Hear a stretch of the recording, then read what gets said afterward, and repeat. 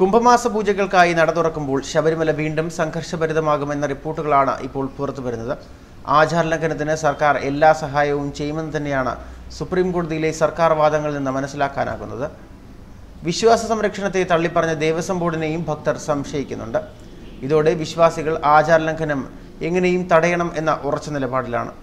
ആചാരം നിലനിർത്താൻ വിശ്വാസികൾ മാത്രമേ ഉള്ളൂവെന്ന തിരിച്ചറിവ് കോടതി നടപടികൾ നൽകിക്കഴിഞ്ഞു. അതുകൊണ്ട് തന്നെ ക്ഷേത്രത്തിലേക്ക് എത്തുന്ന യുവതികളെ തടയാൻ തന്നെയാണ് വിശ്വാസ സംരക്ഷണ സംഘടനകളുടെ തീരുമാനം. നേരത്തെ 51 യുവതികൾ ശബരിമലയിൽ കയറിയെന്ന് സർക്കാർ നിലപാട് എടുത്തിരുന്നു.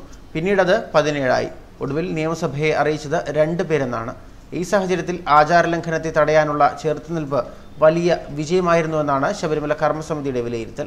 കുംഭമാസ പൂജയ്ക്ക് ശബരിമല ദർശനത്തിന് ഇതിനോടകം യുവതികളും ട്രാൻസ്ജെൻഡേഴ്സും അടക്കം 37 പേർ പോലീസിനെ സമീപിച്ചിട്ടുണ്ടെന്നാണ് വിവരം. പോലീസ് പറയുന്ന സമയക്രമം അനുസരിച്ച് ദർശനം നടത്താമെന്നും സംരക്ഷണം നൽകണം എന്നുമാണ് ആവശ്യം. എന്നാൽ അപേക്ഷകർക്ക് ഇതുവരെ സേന മറുപടി നൽകിയിട്ടില്ല. സർക്കാർ നിലപാട് അറിഞ്ഞ ശേഷമേ ഇക്കാര്യത്തിൽ പോലീസ് നടപടി സ്വീകരിക്കുകയുള്ളൂ എന്നാണ് അറിയാൻ കഴിയുന്നത്. തെരഞ്ഞെടുപ്പ് അടുത്ത സാഹചര്യത്തിൽ അപേക്ഷകരെ അനുനയിപ്പിച്ച് മടക്കി അയക്കാനുള്ള സാധ്യതയും കാണുന്നുണ്ട്. ഇത്തവണയും സംഘർഷ സാധ്യത ശബരിമലയിൽ ഉണ്ടെന്നാണ് സ്പെഷ്യൽ ബ്രാഞ്ച് റിപ്പോർട്ട് ചെയ്യുന്നത്. യുവതീ പ്രവേശനമുണ്ടായാൽ പ്രതിരോധിക്കാൻ ഹിന്ദു സംഘടനകളും ശ്രമം നടത്തുന്നു. വിവിധ സാമൂഹ്യ മാധ്യമ കൂട്ടായ്മകളും യുവതികളെ ശബരിമലയിലേക്ക് എത്തിക്കുന്നതിനുള്ള ശ്രമങ്ങൾ നടത്തുന്നതായി രഹസ്യാന്വേഷണ വിഭാഗം റിപ്പോർട്ട് ചെയ്യുന്നു. കുംഭമാസ പൂജകൾക്കായി വിപുലമായ സുരക്ഷാ സംവിധാനങ്ങളാണ് പോലീസ് ഒരുക്കിയിരിക്കുന്നത്. എന്നാൽ ശബരിമല ദർശനത്തിന് ആക്കം കൂട്ടാൻ വീണ്ടും ബിന്ദുവും കനകദുർഗയും ശബരിമലയിലേക്ക് എത്തും എന്ന ആരോപണങ്ങളും നിലനിൽക്കുന്നുണ്ട്.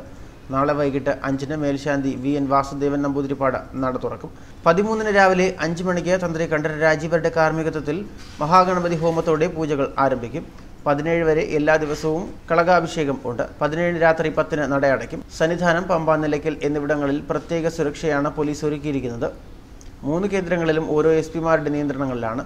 3000 പോലീസുകാരെ സുരക്ഷാ ചുമതലയ്ക്കായി നിയോഗിച്ചിട്ടുണ്ട്.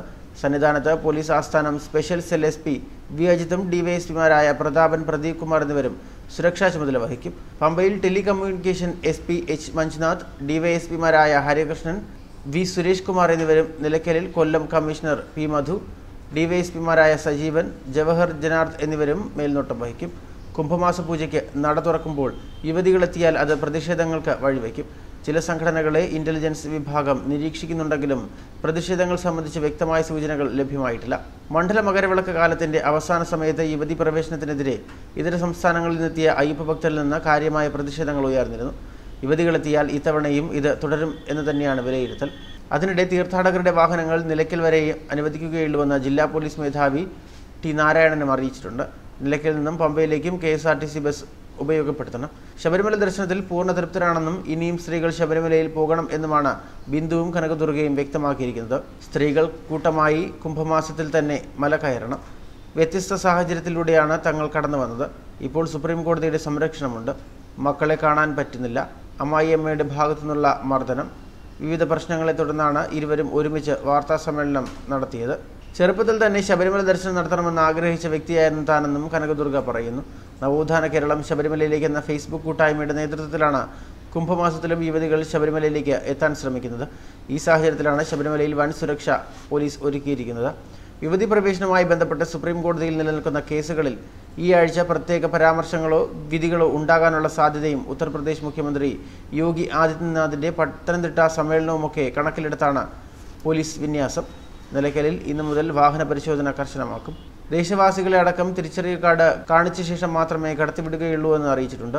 ADGP അനിൽ കാന്തിനാണ് സുരക്ഷാ ക്രമീകരണങ്ങളുടെ ചുമതല. ന്യൂസ് ഡെസ്ക്, മലയാളി വാർത്ത.